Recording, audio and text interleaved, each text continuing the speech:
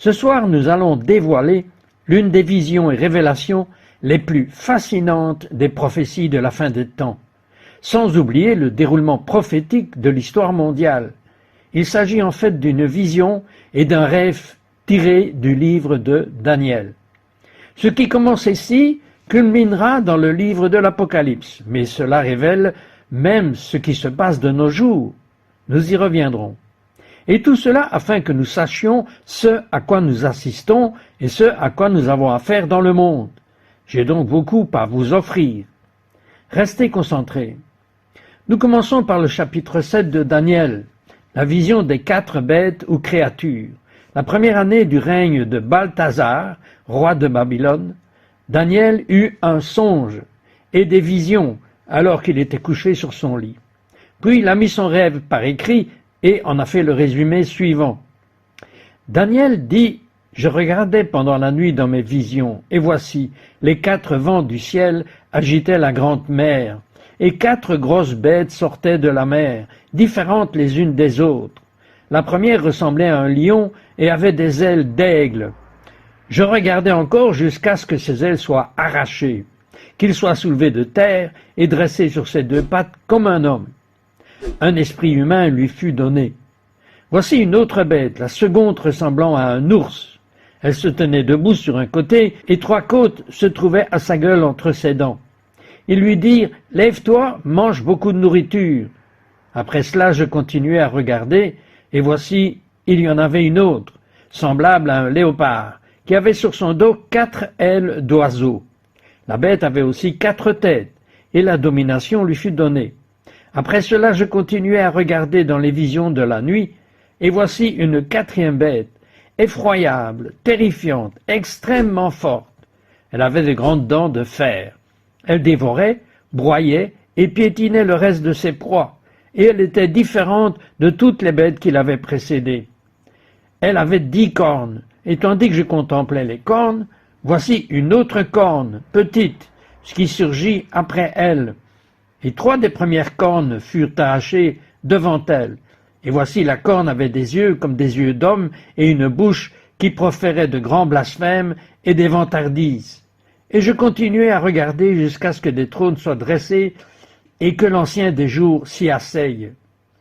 Et puis à la fin, le verset 11 dit « Je continuai à regarder à cause du son des paroles vantartes de la corne. J'ai continué à regarder jusqu'à ce que la bête soit tuée et que son corps soit détruit, livré au feu. » Bien, maintenant, il a cette vision extraordinaire de 4 créatures. Et c'est sur la 4e que tout va se concentrer. C'est une créature unique en son genre, et de sa corne sort une corne qui, pour ceux qui ne le savent pas, je ne veux pas dévoiler la fin de la Bible, représente l'Antéchrist. Il poursuit en interprétant le passage. La Bible s'interprète d'elle-même. Et voici le verset 15. Quant à moi, Daniel, mon esprit était troublé au-dedans de moi et les visions qui m'arrivaient me terrifiaient. Je me suis approché d'un de ceux qui se tenaient là et j'ai commencé à lui demander la signification exacte de cela. Et il me l'a donc expliqué et m'a fait connaître l'interprétation de ces choses. Voici donc cette interprétation. Ces 4 grandes bêtes représentent 4 rois, ou plutôt 4 royaumes qui surgiront de la terre. Mais les saints du Très-Haut recevront le royaume et le posséderont pour toujours dans tous les siècles des siècles. Alors je désirais connaître la signification exacte de la 4e bête. Ces passages se concentrent sur la 4e, qui était différente de toutes les autres, extrêmement effrayante avec des dents de fer et des griffes de bronze, dévorant, écrasant, piétinant le reste avec ses pieds. Et la signification des 10 cornes se trouve sur sa tête, et de l'autre corne qui s'éleva, et devant laquelle 3 d'entre elles tombèrent, à savoir cette corne qui avait des yeux et une bouche proférant de grandes vantardises et qui paraissait plus grande que les autres. J'ai continué à chercher jusqu'à ce que la corne fasse la guerre aux saints et les vainque, jusqu'à ce que l'Ancien des jours vienne et que le jugement soit rendu en faveur des saints du Très-Haut, et que le temps arrive où les saints prennent possession du royaume. Il dit donc, la 4e bête sera un 4e royaume sur la terre, qui sera différent de tous les autres royaumes. Elle dévorera la terre entière, la foulera aux pieds et l'écrasera. Et les 4 qui ont 10 cornes, issus des 10 royaumes, 10 rois se lèveront, et un autre se lèvera après eux, différent des précédents, soumettant 3 rois. Il s'élèvera contre le Très-Haut, il usera les saints du Très-Haut. Il entend modifier les temps et la loi. Ils seront livrés entre ses mains pendant un temps et la moitié d'un temps. Notez bien cette expression, du temps et une demi-heure. Dans ce cas précis, il s'agit d'une année, 2 ans. Vous en avez 3, la moitié du temps, la moitié de l'année. Au total, cela fait 3 ans et demi. Ce qui relie tous ces éléments au livre de l'Apocalypse, appelé la tribulation, soit 3 ans et demi. Vous savez, on le voit sous différentes formes dans le livre de l'Apocalypse. Nous y reviendrons une autre fois, mais notez-le dès maintenant. Daniel a une vision de 4 créatures, avec une attention particulière portée à la 4e, qui sera liée à la fin des temps, la toute dernière. Mais pour comprendre cette vision, il faut d'abord prendre en compte une révélation antérieure qui a été faite en rêve au roi Nabuchodonosor, qui est d'ailleurs impliqué dans cette histoire. Et le roi fait un rêve et il dit que quiconque, je vais entendre cette interprétation, cela me perturbe, mais je ne vais même pas vous dire ce que représente ce rêve. Je vais donc m'assurer que personne d'autre que Daniel ne puisse le lui dire. Dieu donne à Daniel le rêve et sa signification. Voilà. Je lis maintenant Daniel 2. Cela correspond à Daniel 7. Daniel 2. Et voici le verset 31. Ô roi, dit Daniel, tu regardais, et voici une immense statue se dressait devant toi. Cette statue, d'une splendeur extraordinaire, était impressionnante. Sa tête était d'or pur, sa poitrine et ses bras d'argent, son ventre et ses cuisses de bronze, et ses jambes de fer, en partie de fer et en partie d'argile. Tu le regardais encore jusqu'à ce qu'une pierre se détache, sans intervention humaine, et frappe la statue à ses pieds de fer et d'argile, les brisant. Alors le fer, l'argile, le bronze, l'argent et l'or furent tous brisés en même temps, devenant comme la paille de l'air de battage en été, et le vent les emporta, de sorte qu'on n'en trouva plus aucune trace. Mais la pierre qui avait frappé la statue devint une grande montagne et remplit toute la terre. Bien, maintenant, un dernier point à examiner. Daniel va maintenant l'interpréter. Regardons donc le verset 36. Et ce que vous voyez ici est tellement important. C'était le rêve. Devons-nous maintenant en donner l'interprétation au roi? Ô roi, tu es le roi des rois, à qui le Dieu du ciel a donné le royaume, la puissance, la force et la gloire. Nabuchodonosor. Et partout où habitent les hommes, les bêtes des champs et les oiseaux du ciel, il les a livrés entre tes mains. Il t'a donné la domination sur eux. Tu es la tête d'or. Il s'agit de Babylone.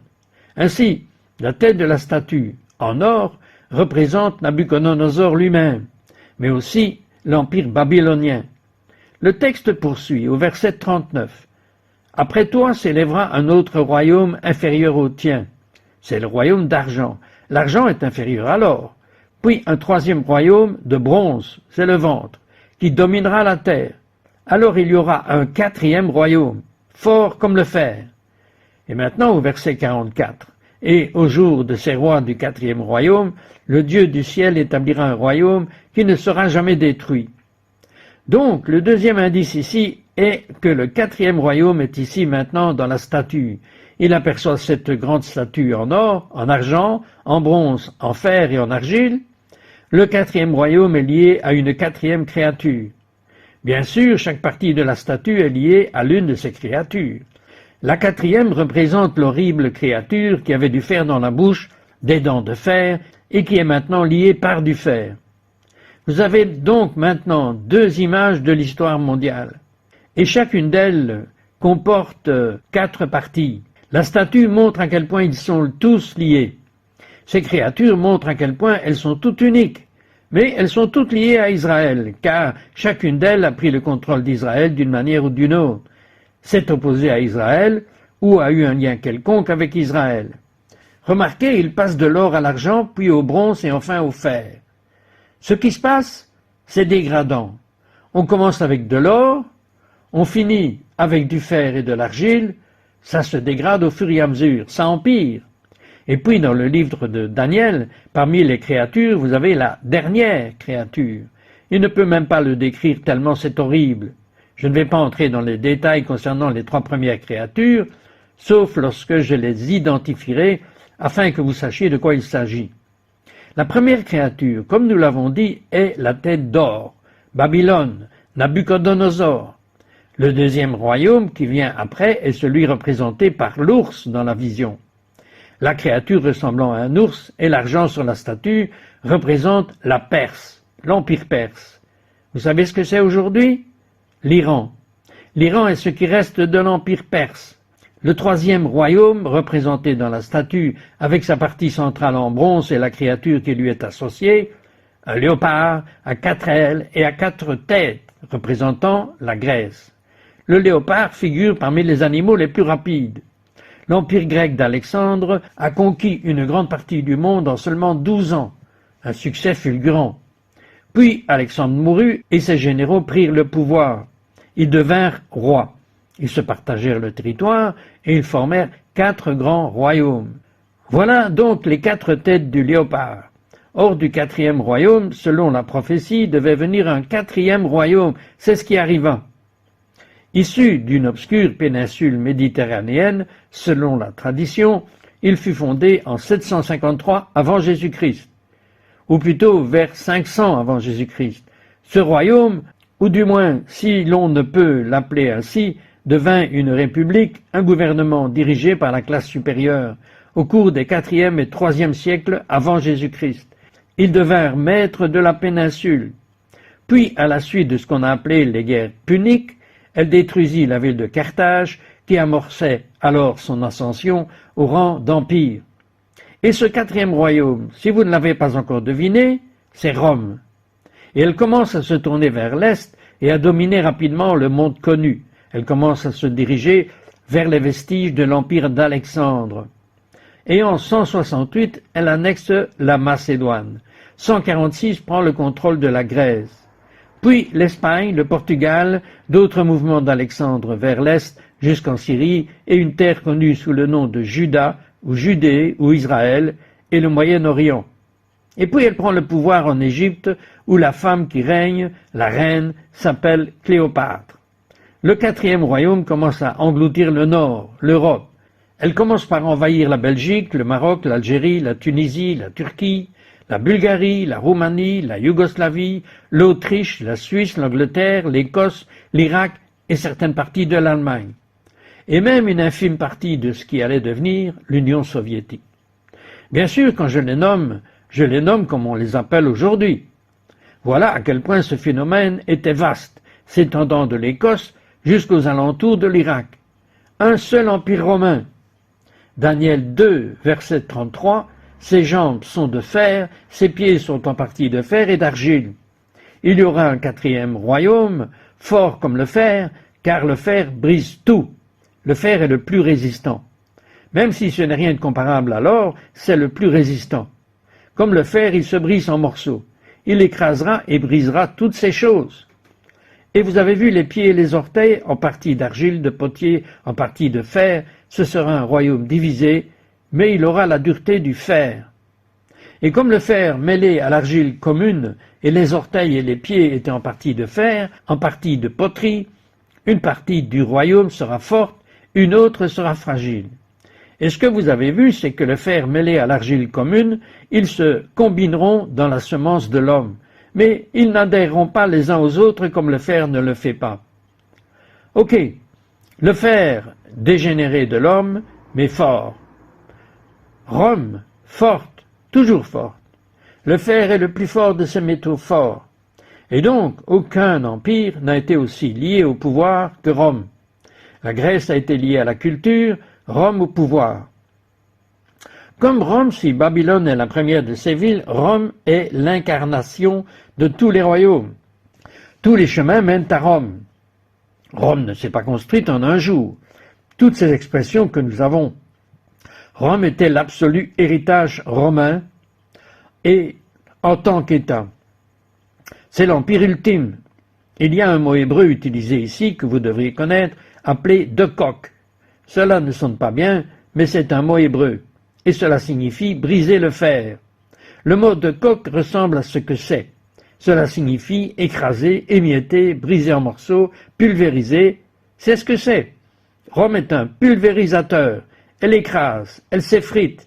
D'abord, elle détruit ses ennemis lorsqu'elle les attaque, mais elle a détruit Carthage, elle y a mis du sel pour que rien ne puisse pousser. De plus, à la fin, Israël, qu'a dit le Messie? Je veux dire, bien sûr, elle n'a pas détruit le peuple.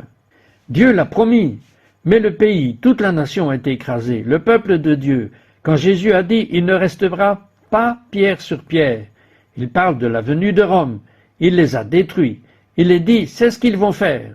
Rome était donc l'empire qui a détruit la Judée et dispersé le peuple juif. La terre a été dévastée pendant 2000 ans à cause de Rome. Crucifixion, incendie, Jérusalem détruite. Il a dit, vous serez emmenés captifs parmi toutes les nations. Les Romains ont pris le peuple juif, ils les ont écrasés, ils les ont réduits en poussière, ils les ont dispersés dans le monde entier. Tout cela est dû à cette créature. La présence de Juifs en Amérique aujourd'hui est due à la 4e créature. La présence de Juifs à New York est due à la 4e créature. La création de la série Seinfeld à Hollywood est due à la 4e créature. D'Albert Einstein à Princeton, dans le New Jersey, à Steven Spielberg, en passant par Bob Dylan, où qu'il soit, tout cela est dû à la créature de fer, à la 4e créature, les dispersant. À chaque mariage juif ou mariage juif traditionnel, à la fin, savez-vous ce qui se passe? Ils prennent le verre, le posent et le brisent. Tout le monde dit « Mazel Tov ». Ok? Pourquoi? Eh bien, il y a plusieurs choses qu'ils disent. Vous savez, vous pouvez dire « ce que vous avez fait est fait », scellé. Mais tout cela signifie aussi se souvenir de ce que les Romains ont fait au Temple et que Jérusalem a été détruite. Donc, même dans les temps les plus glorieux, on se souvient de Jérusalem. Mais tout est lié. Même le mariage juif est lié à la 4e créature. Or, la 4e créature, cette 4e créature recèle plusieurs mystères souvent invisibles ou insoupçonnés. Le premier est celui-ci. Rome, et on n'en parle pas souvent dans les prophéties, est tombée en 476 après Jésus-Christ, aux alentours. Pourtant, la destruction du peuple juif s'est poursuivie dans le monde jusqu'au XXIe siècle. Pensez-y, dans le livre de Daniel, il est dit « au temps de ces rois ». Il parle du règne des 10 rois. Et il est dit « en ce jour-là, c'est là que le royaume vient ». Donc, Rome est, d'une certaine manière, liée à la fin. D'accord? Alors, il n'y a aucune autre créature entre la fin et le royaume. Cela signifie donc, dans un certain sens, le 4e royaume doit continuer d'une manière ou d'une autre jusqu'à aujourd'hui. Une autre vision prophétique courante est que l'Empire romain sera ressuscité. Et je crois qu'il y a beaucoup de vérité là-dedans aussi, absolument. Même s'il s'agit d'un royaume divisé, même divisé dans le temps, ancien et à venir, oui, c'est vrai. Mais d'autre manière, le royaume de Rome a continué, ce dont je vais vous donner un petit aperçu. Mais laissez-moi approfondir. Il est dit que c'est un royaume mixte de fer et d'argile. Le mot hébreu « arav » signifie « mélanger ». Mélanger comme lorsqu'on recycle « mélanger ». Donc cela aussi est exact pour l'Empire romain. Il mélangeait tous les peuples, la Libye, la Belgique, l'Égypte, l'Allemagne. Donc, mélangeant tout le monde, en fin de compte, il s'agissait de tendre vers un État universel, vers la fin de l'Empire romain. Ceux qui gouvernaient étaient en réalité les soi-disant barbares germaniques qui s'étaient intégrés au jardin d'Éden. Ce sont eux qui nommaient les Césars. La situation était devenue très confuse. Puis, après la chute de Rome, les Francs, les Français, les Goths, tous ceux qui l'avaient détruite ont commencé à s'approprier ce qu'était Rome pour former ce que nous appelons aujourd'hui l'Europe. L'Europe est, à bien des égards, le vestige de l'Empire romain. Vous voulez maintenant voir comment cela s'est produit? Comment la vision de Daniel s'est réalisée dans votre vie? Combien de personnes ici parlent anglais? Pas tout le monde. Combien parlent espagnol? Combien ne parlent aucune langue? J'ai vu des gens dire « je ne sais pas ». Eh bien, si vous parlez anglais, savez-vous pourquoi? Parce que Rome, les Latins ont fusionné. Ils se mélangeront au peuple germanique et ensemble, le latin et l'allemand, on obtient l'anglais. C'est pourquoi l'anglais existe aujourd'hui. Donc, chaque fois que vous parlez anglais, enfin, il y a d'autres éléments à prendre en compte, mais chaque fois que vous parlez anglais, vous êtes témoin du mélange de la 4e créature. Et bien sûr, si vous parlez espagnol, c'est directement la langue de Rome, légèrement modifiée, et c'est une toute autre histoire. Mais donc, à cet instant précis, nous ne pourrions pas être l'Amérique sans ces éléments.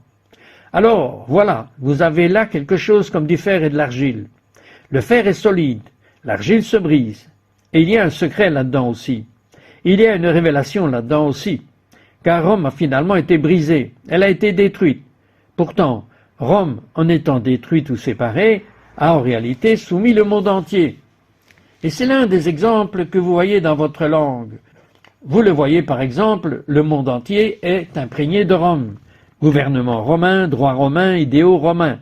Regardez, allez à Washington, D.C., et voyez ce qui se passe réellement. Toute la ville de Washington, D.C. est calquée sur Rome.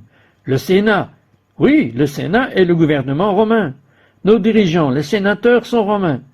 C'est romain, le Capitole est inspiré du Panthéon, qui représente tous les dieux de Rome. Et vous pouvez regarder partout dans le monde, cette influence est en quelque sorte contenue sous sa forme dispersée. Et il y a un mystère là-dedans. C'est brisé, et pourtant c'est du fer. C'est en train de préparer quelque chose. Regardez, le symbole des gouvernements mondiaux, l'ONU, a pour emblème le monde connu dans un rameau d'olivier. Un rameau d'olivier, ça sonne bien, mais ce rameau d'olivier est la couronne de l'Empire romain. Alors, regardons un autre aspect. Dans Daniel 7, il est dit « Et voici un autre mystère. J'ai vu la quatrième bête, terrible, effroyable, extrêmement féroce, forte, avec de grandes dents de fer. » Rome est bien plus forte que les autres. Terrible signifie qu'elle inspire la peur, l'effroi, ou encore que le mot hébreu signifie faire fuir quelque chose comme un serpent, et qu'elle est terriblement forte. Le mot hébreu terriblement signifie prééminent et terrible. Il est dit, je désire connaître la signification exacte de cette quatrième bête, pourquoi elle était différente de toutes les autres. Et les pieds. Remarquez maintenant que l'Empire romain, dans la statue, est représenté par les jambes et les pieds. Ok? Maintenant, pensez aux pieds. Qu'est-ce qu'un pied? Que font les pieds? Les pieds piétinent, ils marchent, mais ils piétinent. Qu'a dit Jésus qu'il allait arriver à Israël, à Jérusalem? Jérusalem sera piétinée. Eh bien, ce sont les Romains qui le font, et ils sont représentés par cela. Et cela se poursuit jusqu'à ce que les temps des gentils ou des nations soient accomplis. Eh bien, on pourrait dire qu'en 1967, Israël est revenu à Jérusalem. Mais nous savons aussi qu'il y aura d'autres piétinements.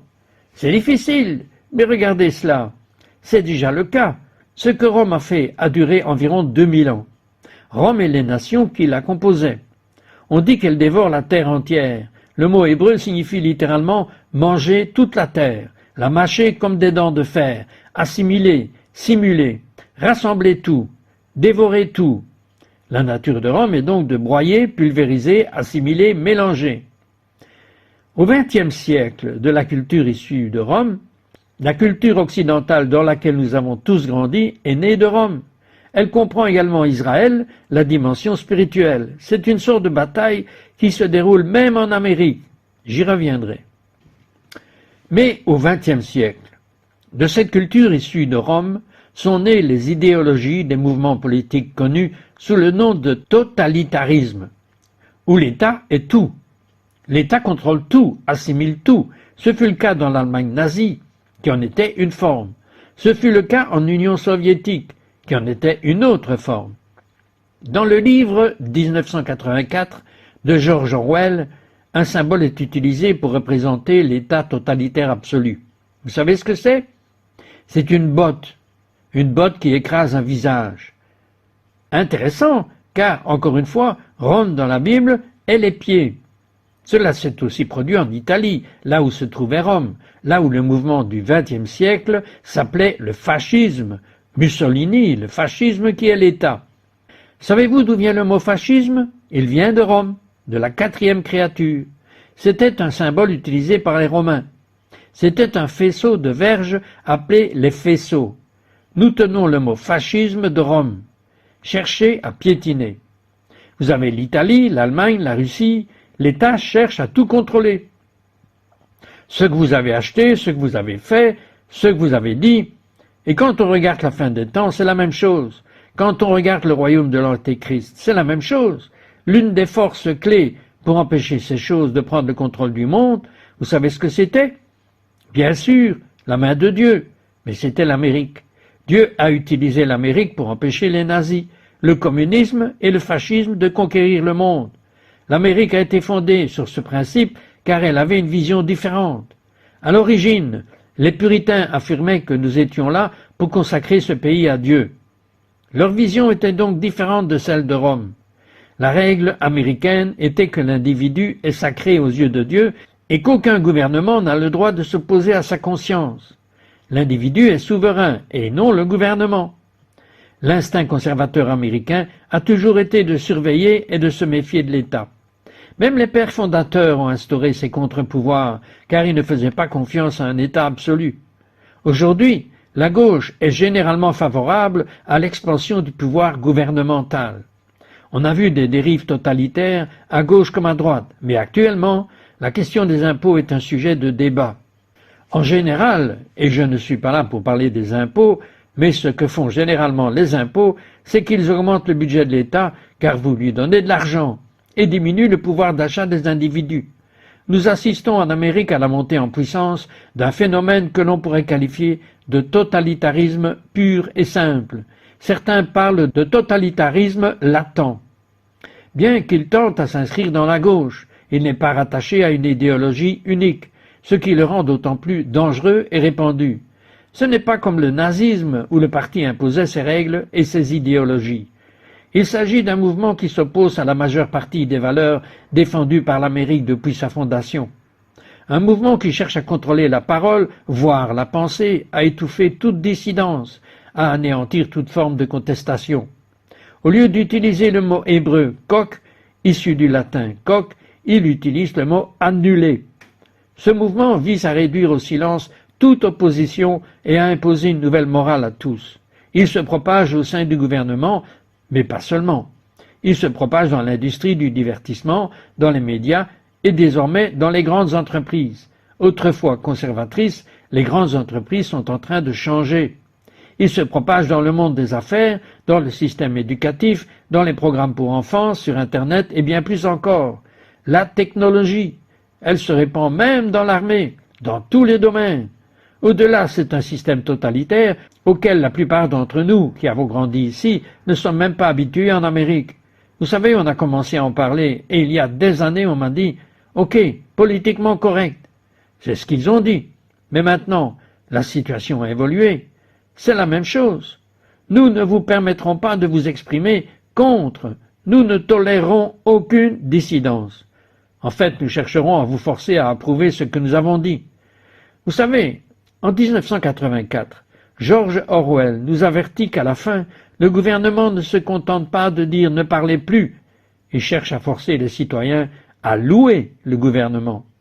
Eh bien, c'est ce qu'il cherche à faire.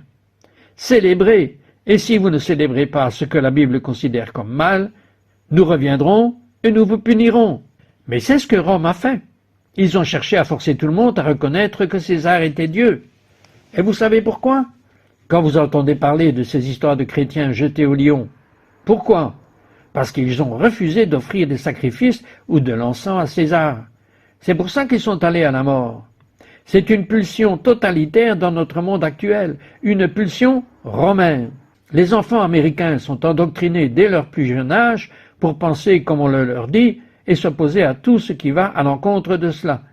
Et le fait que cela se produise en Amérique est alarmant. L'Amérique est en réalité à la pointe et promeut ce phénomène dans le monde entier. Même en Europe, on pourrait penser que l'Europe est plus à gauche. Politiquement, oui, mais culturellement, elle est choquée par ce qui se passe en Amérique. Elle perçoit l'Amérique comme une force impie qui cherche à lui imposer cette moralité immorale. C'est effrayant que ce soit l'Amérique, car jusqu'à présent, l'Amérique était la seule nation, au moins politiquement, à avoir réussi à enrayer ces agissements. Lincoln disait que l'Amérique était le dernier espoir de l'humanité. Au XXe siècle, l'Amérique a combattu tous ces fléaux, tous ces totalitarismes. Mais maintenant, on y cède. On encourage une culture qui écrase tout cela.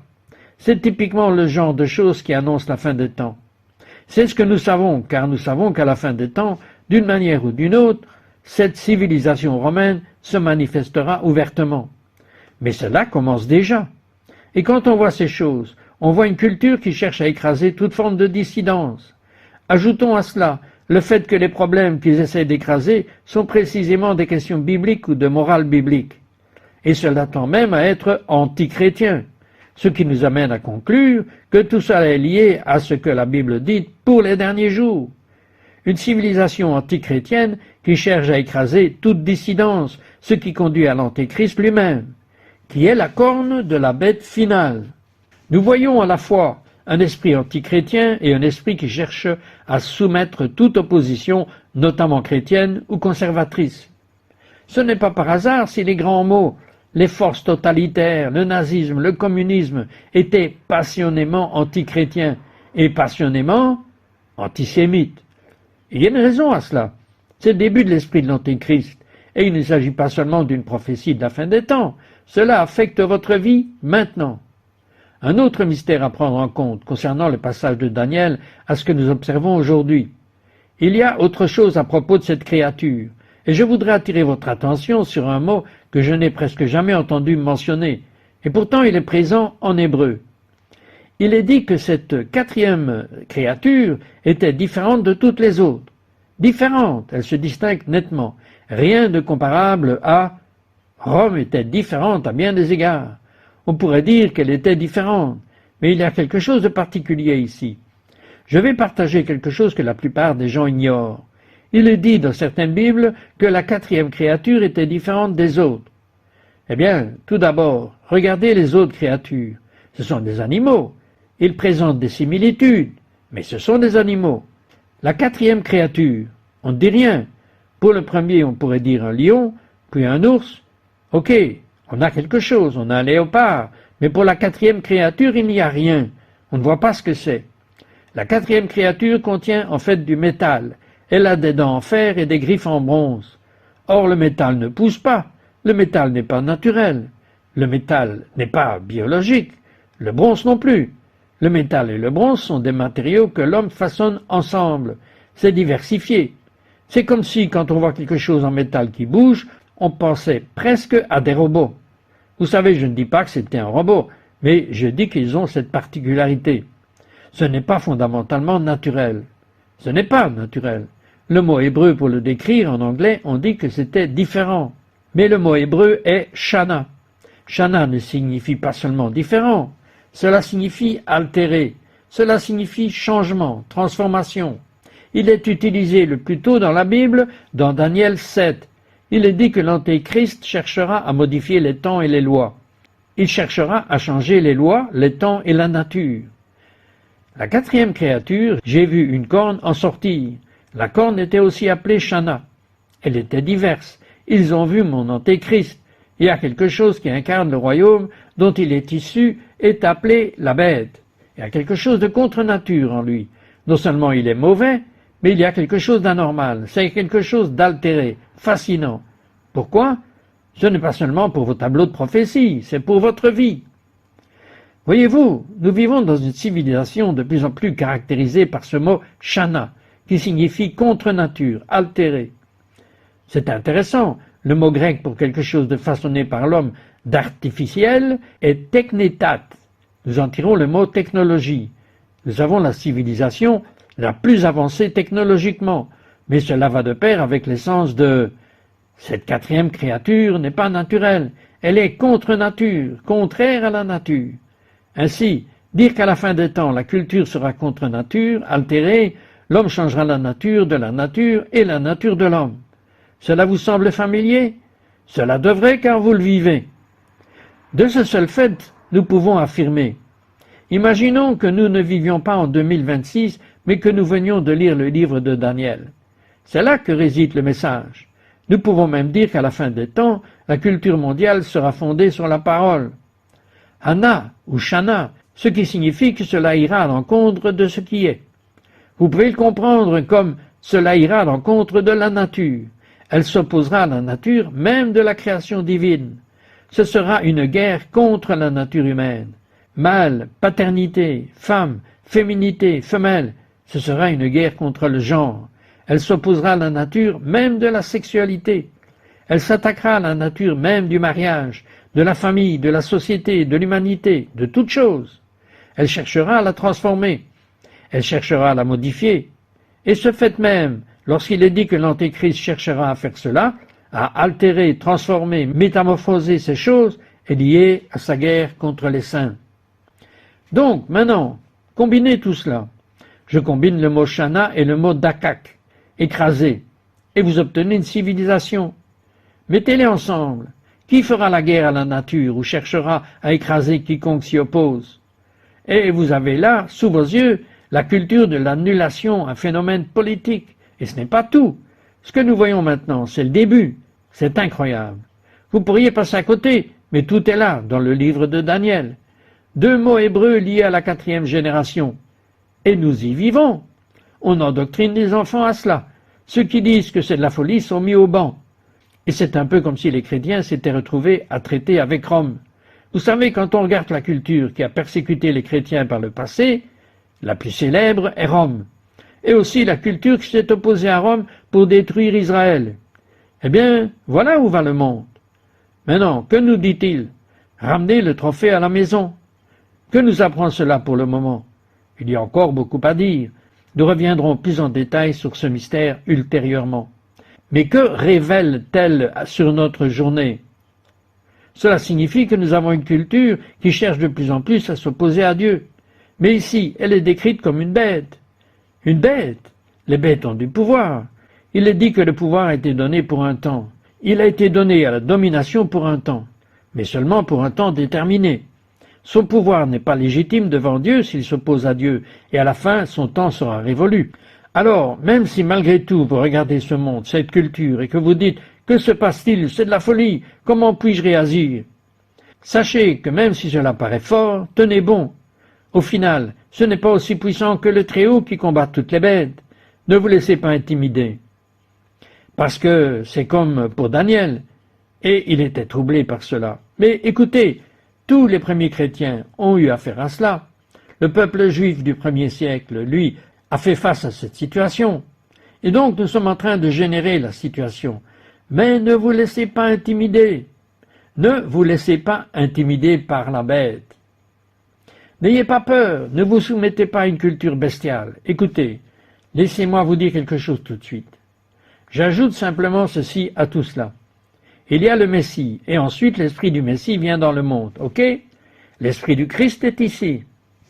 Avec l'Antéchrist, c'est l'inverse. Avant son arrivée, l'esprit de l'Antéchrist commence à se manifester. Tout ceci n'est autre que l'esprit de l'Antéchrist.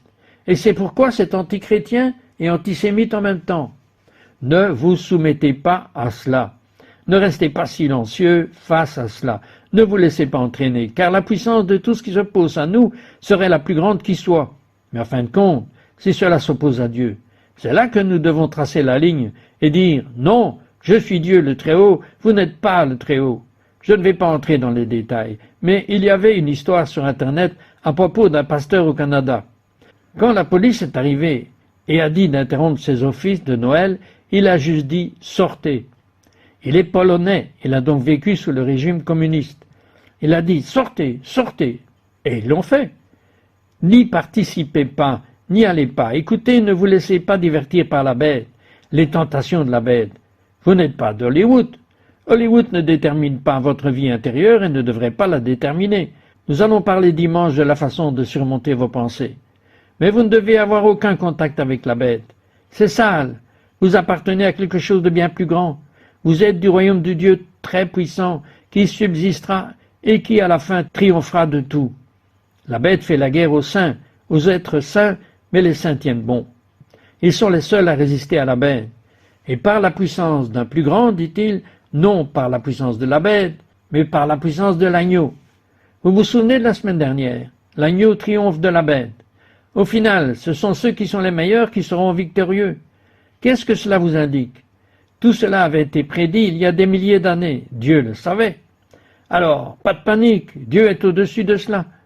Votre téléviseur fonctionne parfaitement, Dieu est aux commandes, Dieu est sur le trône, vous ne devez jamais céder. Vous ne devez jamais vous rendre aux ténèbres, ne jamais haïr. Ne haïssez jamais les gens, mais opposez-vous aux ténèbres. Vous êtes de la lumière, et la lumière est plus forte à la fin. Vous êtes le royaume du Tout-Puissant. Vous êtes de l'agneau. L'agneau triomphe du monde. Et vous qui êtes avec lui, vous vaincrez aussi le monde, si vous vivez par la puissance de l'agneau. Et écoutez, je vais conclure en lisant les derniers mots de la prophétie, parce qu'ils sont vraiment géniaux. Alors écoutez jusqu'au bout. Voilà comment ça se termine. Et tandis que je regardais, des trônes furent mis en place, et l'ancien des jours prit place. Ses vêtements étaient blancs comme neige, et ses cheveux étaient blancs comme de la laine. Son trône était enflammé par le feu, et ses roues étaient toutes en flammes. Un fleuve de lumière incandescente coulait devant lui, et des milliers de personnes le servaient. 10 000 fois 10 000 se tenaient devant lui. Le tribunal s'est installé, et des livres ont été ouverts. Alors j'ai continué à regarder à cause des paroles vantartes que prononçait le corps. J'ai continué à chercher jusqu'à ce que la bête soit tuée, et son corps fut détruit et jeté au feu.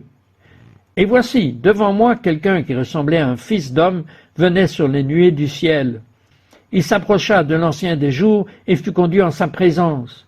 Il reçut alors l'autorité, la gloire et le pouvoir souverain sur toutes les nations et tous les peuples, et toutes les langues l'adorèrent. Son règne est un règne éternel qui ne disparaîtra jamais, et son royaume ne sera jamais détruit.